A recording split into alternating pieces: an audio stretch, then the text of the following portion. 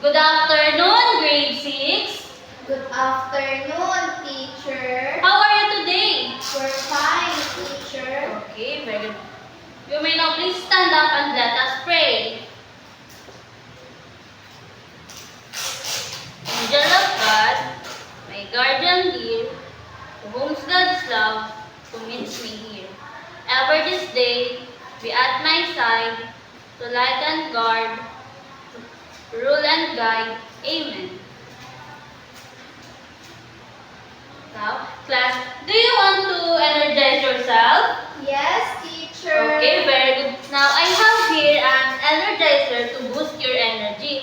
Please sing and dance. Grade 6.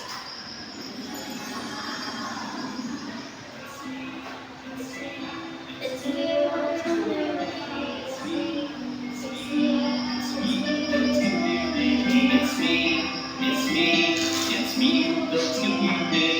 me, who built community. La, la, la. Roll over the ocean, roll over the sea, roll over the ocean in the deep sea. Roll over the ocean, roll over the sea, roll over the ocean in community. It's you, it's you, it's community. It's you, it's you. It's you, it's community. It's you, it's you, it's you, it's community. It's you, it's community. La la la. Roll over the ocean, roll over the sea, roll over the ocean and the deep blue sea. Roll over the ocean, roll over the sea, roll over the life and community. It's us, it's us. Now, do you energize grade 6? Yes, teacher. Okay, very good. Now, what will you do if the teacher is talking in front? Yes, Teresa? Keep quiet, teacher. Okay. Harold? Listen to the teacher. Okay, now, this is our classroom rules. Please read. Classroom norms. Classroom norms. Give your Give your best effort. Respect Respect others' others' space. Open to feedback. Obey direction. Teamwork matters. Okay, very good. Now, I have here 8 words and you are going to read it. Is that clear, grade 6? Yes, teacher. Multiplication. Multiplication. Numbers. Numbers. Division. Division. Decimal. Decimal. This row. Subtraction. Multiplication. Numbers. Division. Decimal. Okay, very good. Now, who among you still remember our last discussion yesterday? Me, teacher. Yes, Teresa? It's about decimals, teacher. Okay, very good. Now, I have here an activity to know if you really understand our last discussion yesterday. I will read the direction first, then you follow. Directions. Directions. Complete the table. Complete the table. Divide the following decimals. Divide the following decimals. Okay, who wants to try it here in the board? Me, teacher. Yes, Teresa, please come here in front.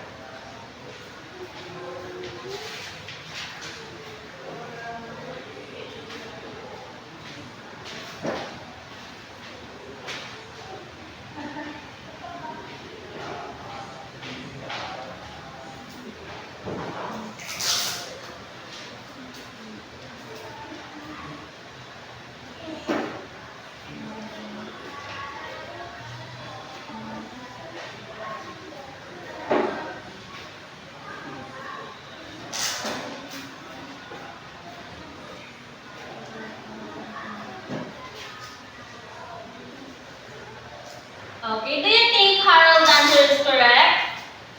Yes, teacher. Okay, very good. Who wants to try number 4? Yes, Teresa? Come here in front.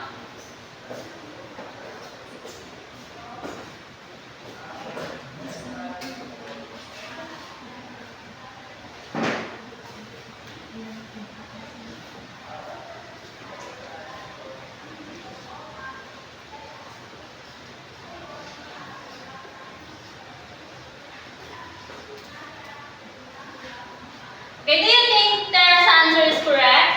Yes, Okay, teacher. very good. Now, who wants to try the last number? Yes, Teresa? Please come here in front.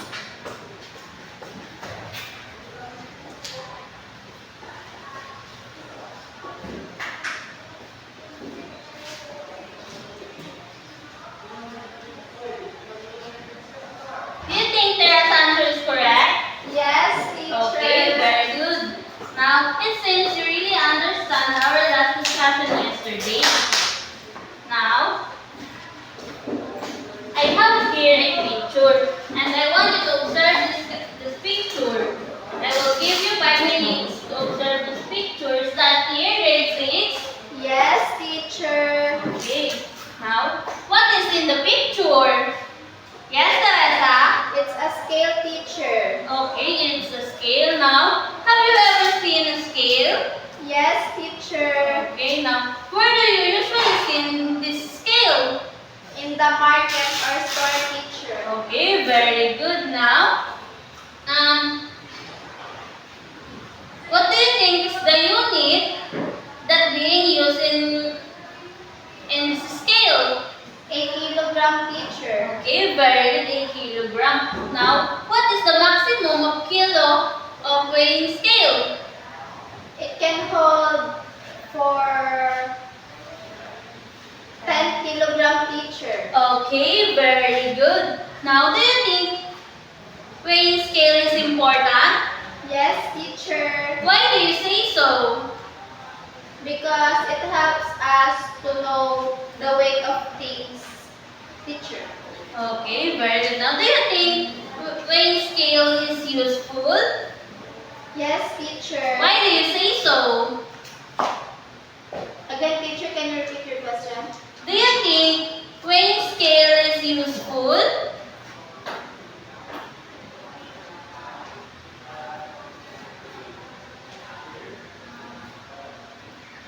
Do you think weighing scale is we can use to kilo our food? Yes, teacher. Okay, very good. Now, I will group you into three groups. I will group you into 3 groups. And here is the criteria of your group. Please read. Correctness of work, 10 points. Presentation, 5 points. Time management, 5 points. Total of 20 points. Okay, very good. Now,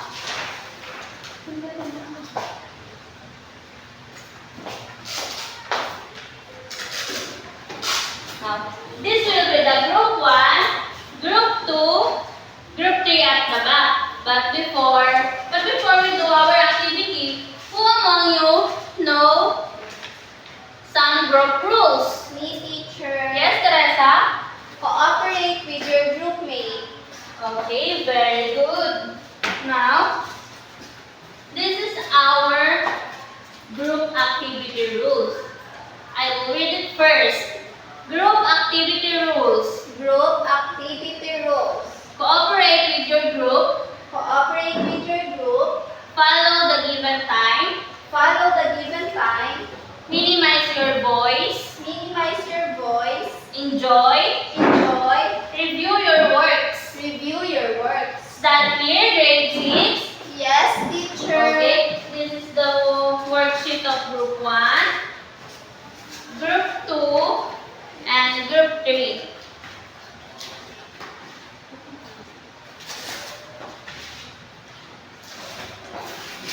Now, before you open activity sheet, I will give you 5 minutes to do your work. Is that clear?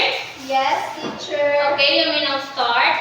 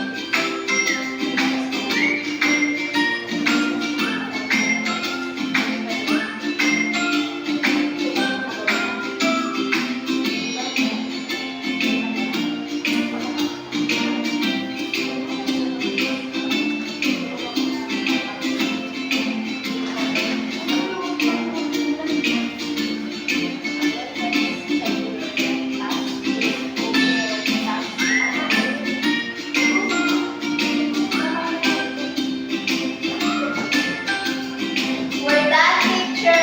Okay, please post your activity here in front.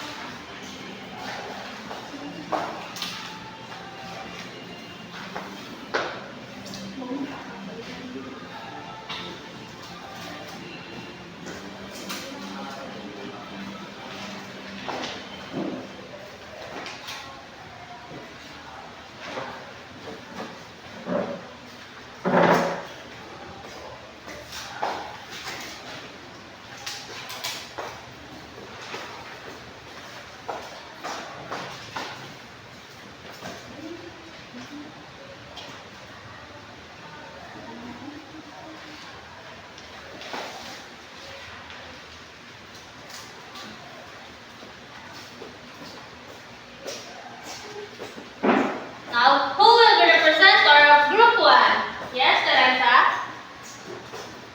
Anna brought 2 pancakes to the store and she have 10 pesos. How much the pancakes? Guide question. What is your task? You are tasked to solve the divisor and divide. What are the given number? 2 and 10. Solve the given problem. 2 divided by 10 is equal to 5. Did your group know how the pancake? Yes, teacher. Okay. Now, who will be the presenter of Group 2? Yes, Teresa? Please present your work. Lara has a container. And the container has 10 liters of orange juice. If each glass holds 0.3 liter, how many glasses can Lara fill? What is your task? Solve the divisor and divide. What are the given number? 10 and 0.3. Solve the given problem. Did your group know how many glasses can Lara fill? Yes, teacher. So, Now, who will be the presenter of Group 3? Please present your work. a cake is cut into 7 equal pieces. If the whole cake costs 100 pesos, what is the cost of each slice? What is your task? Solve the divisor and dividend. What is the given number? 7 and 100. Solve the given problem. The answer is 14.28 and so on. Did your group know the total cost? Yes, teacher. Okay. Now, we will check your group activity later. Is that clear? Grade 6? Yes, teacher. Okay, now, I have here a problem and I want you to read it.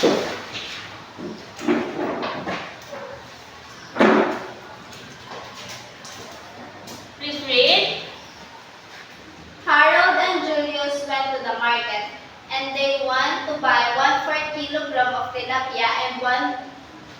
kilogram of pork. Do you understand our problem? Yes, teacher. Now, let's check if Harold get the right weight of tilapia. What is our first step to know if Harold can get the right weight of tilapia? What is our first step? Find your divisor and dividend. Okay, we need to find your divisor and the dividend. Now, what is the given number? The given number are 1 and 4. 1 and 4. Now, what is the dividend? The dividend is 1, teacher. Dividend is 1. Now, what is the divisor? The divisor is 4, Okay, teacher. the divisor is 4. Now, what symbol we are going to use? A division, teacher. Okay, we need to use a division now. What is our second step? Our second step is solve the problem using the division method, teacher. Okay, very good. Solve using division method. Now, 4 divided by 1 is equal to 0, teacher. okay, 0. Now, since the dividend is smaller than the divisor, what should we put after the decimal, after the dividend and the quotient? A decimal, teacher. Okay, we need to use a decimal. Now, if we put a decimal, what should the next step? Add 0, teacher. Okay, we need to add 0. Now,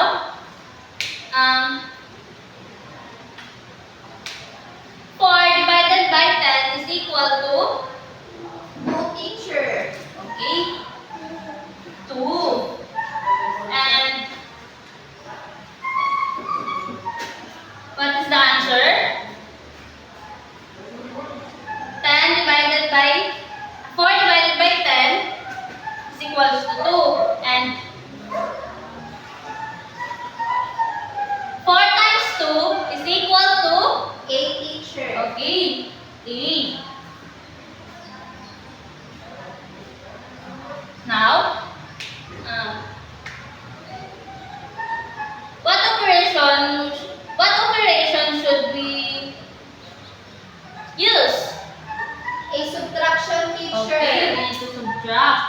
Now, 10 minus 8 is equal to, 2, teacher. okay, 2. Now, what do we add to the dividend, which is 10? Add 0, teacher. Okay, we need to add 0. Now, what we are going to 0? Bring down, teacher. Okay, we need to bring down. Now, 20 divided by 4 is equal to, 5, teacher. okay, is equal to 5. Now, 5 times 4 is equal to, 20, teacher. okay, 20. And,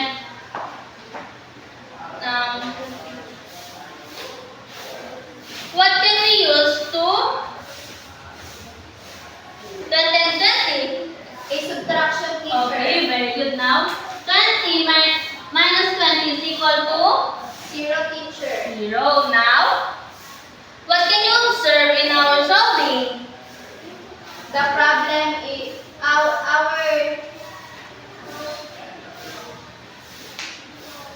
problem ends with 0, teacher.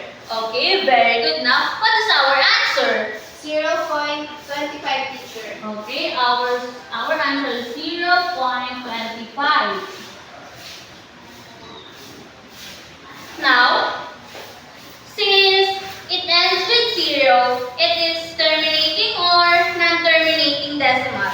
A terminating decimal, teacher. Okay, now, if this is a terminating decimal, what do you mean by terminating decimal? Me, teacher. Yes, Teresa? Terminating decimal is when the division process terminates or comes to an end with a 0, teacher. Okay, very good. a zero remainder. Remainder. Now please read. Terminating decimal is when the division process terminates or comes to an end with a zero reminder. Okay, very good. Now, let's check if Julius get the right weight of meat. Now, what is the given number? A 1 and 3 teacher. Okay, 1 and 3. Now, what's our first step? Our first step is find your divisor and dividend teacher. Okay, very good. Find your divisor and dividend. Now, what is the dividend? The dividend teacher is 1. Our dividend is 1. And what is our divisor? 3 teacher. Okay, 3. Now, what symbol we're going to use? A division teacher. Okay, we're going to use a division. Now, 1 divided by 3. Now, 1 divided by 3 is equal to? 0 teacher. Okay, 0. Now, since the dividend is smaller than the divisor, what should we put after the decimal and the quotient? A decimal point teacher. Okay. Now, what we are going to write after the decimal point in the dividend? A 0 again teacher. Okay, we need to write a 0. Now, 3 divided by 10 is equal to? 3 teacher. Okay, 3. Now, what operation should we use? A multiplication teacher. Okay, we need to multiply now. 3 times 3 is equal to? 9 teacher. Okay, 9. And what operation should we use? A subtraction. Okay, we need to subtract now. 10 minus 9 is equal to? 1 teacher. Okay, 1. Now, what we add to the dividend, which is 10? Add 0 again teacher. Okay, we need to add 0 again now. What we are going to do to the 0? Bring down. Okay, we need to bring down the 0 now.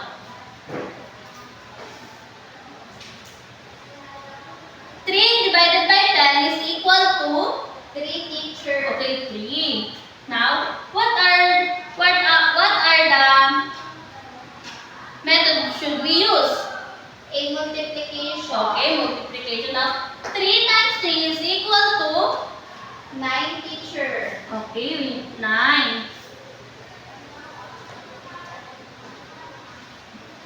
Now,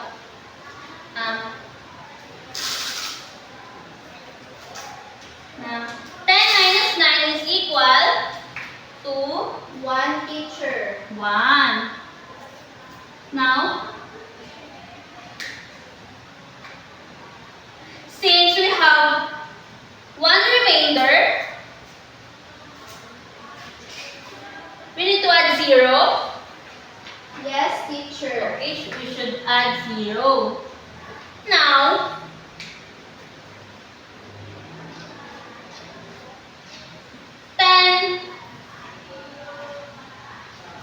and what we are going to the 0? Bring down it again, teacher. Okay, we need to bring down again now. 3 divided by 10 is equal to? 3 teacher. 3.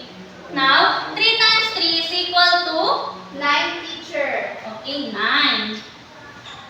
And 10 minus 9 is equal to? 1 teacher. Okay, 1. Now,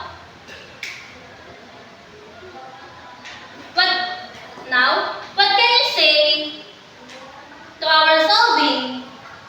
It's always repeating, teacher. Now, what is our answer? 0.333.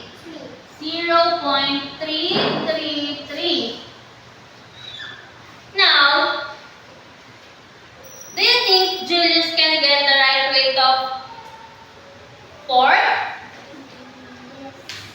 Okay, very good. Now, since it is repeating continuously, it is, what do you think it is?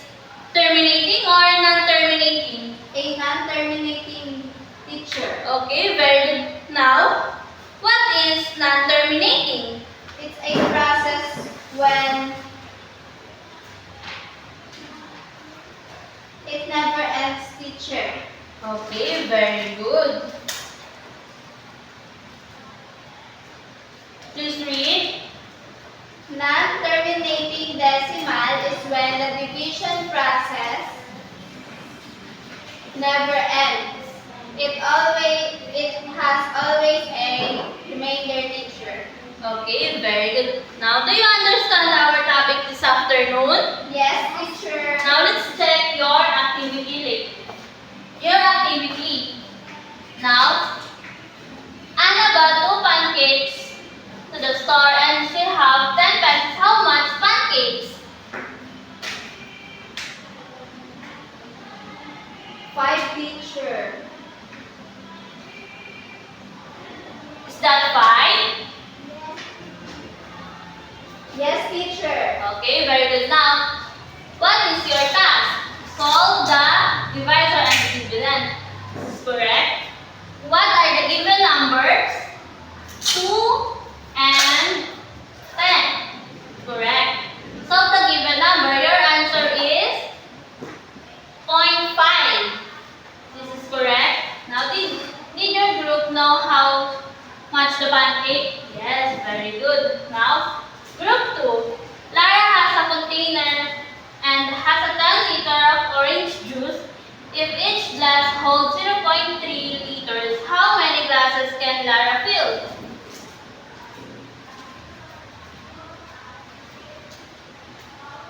A 0.3333, teacher. Okay, very good. Now, here is the guide question. What is your task? Your answer is solve the divisor and the dividend. This is check. What are the given numbers? The given number is 10 and 0.3. Now, solve the given problem. Your answer is 33.3333. Okay, very good. Now, did your group know how many glasses can Lara fill? Yes, okay, very good. Now, this is a group 3.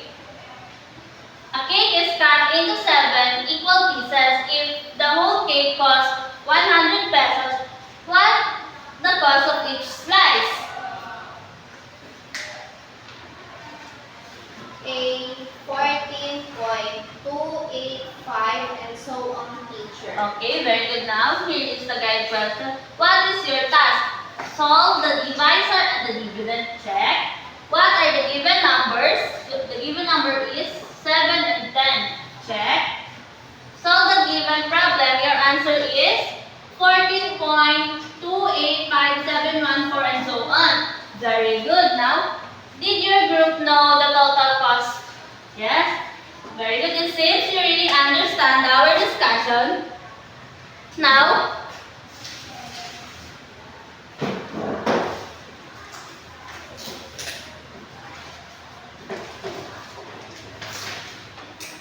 how can we differentiate terminating decimal quotients? Yes, Teresa?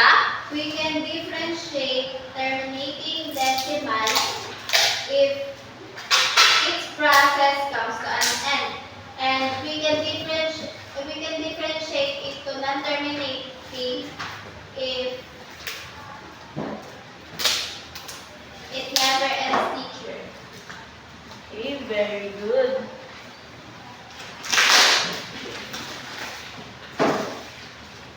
Now please read. We can differentiate terminating decimal to quotient results when a division process terminates or ends with a 0 remainder, and repeating the non-terminating decimal quotient result when the division process never ends and it has always a remainder.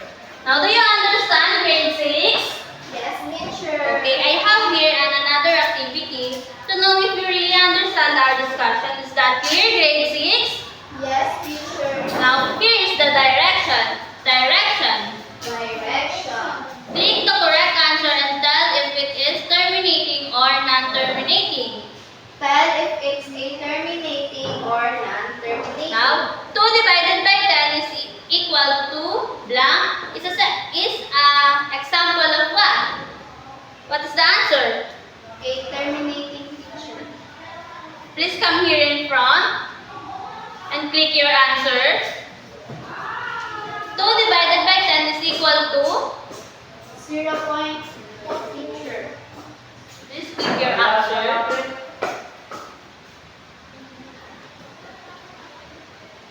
Okay, very good. 0.25 is terminating.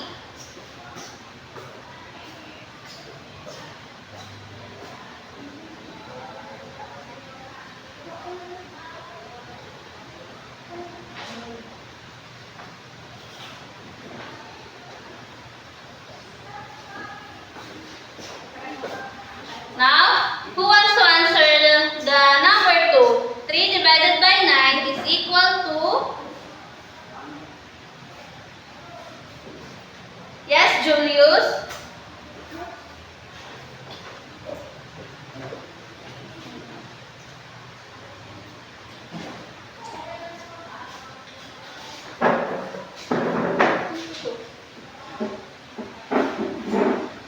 What is your answer? 0.33. Okay, very good. 0.33. Now, who wants to try the third one? Yes, Julius? 5 divided by 10 is equal to 0.25. 0.25, correct?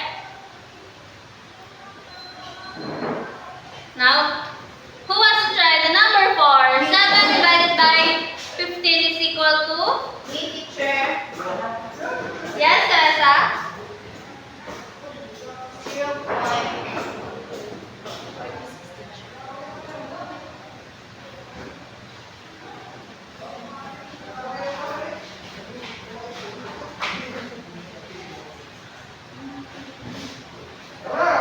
Okay, very good. Now, who wants to try the last number? Me, teacher. Yes, Teresa, please come here in front.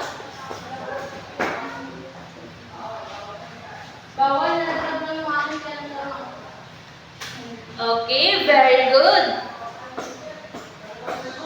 It seems that you really understand our discussion, and I have here. Now, please read. The students will choose a number. Every number had a hidden equation. The student will solve the equation, and if they didn't get the correct answer, he or she will dance in front of the class. Okay. Now, I have here another activity. And please get your math notebook. I will read the direction first. Direction. Choose the correct answer. Choose the correct answer.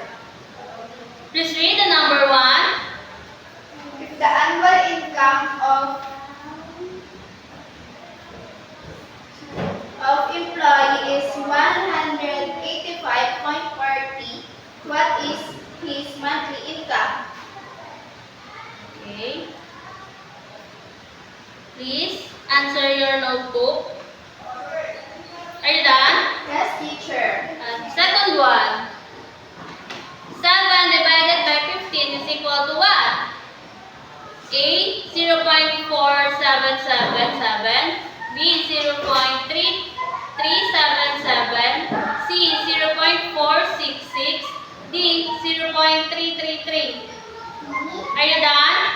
Yes, teacher. Okay. Here is the number 3. 150 divided by 20 is equal to what? A. 7.55. B. 6.5. C. 7.5. D. 6.5. Are you done? Yes, teacher. Now here is the number 4. 0.5 and 1.75 are example of terminating except 1, 7.5555, and 2, 0.8, and 3, 0.39, and 4, 0.29.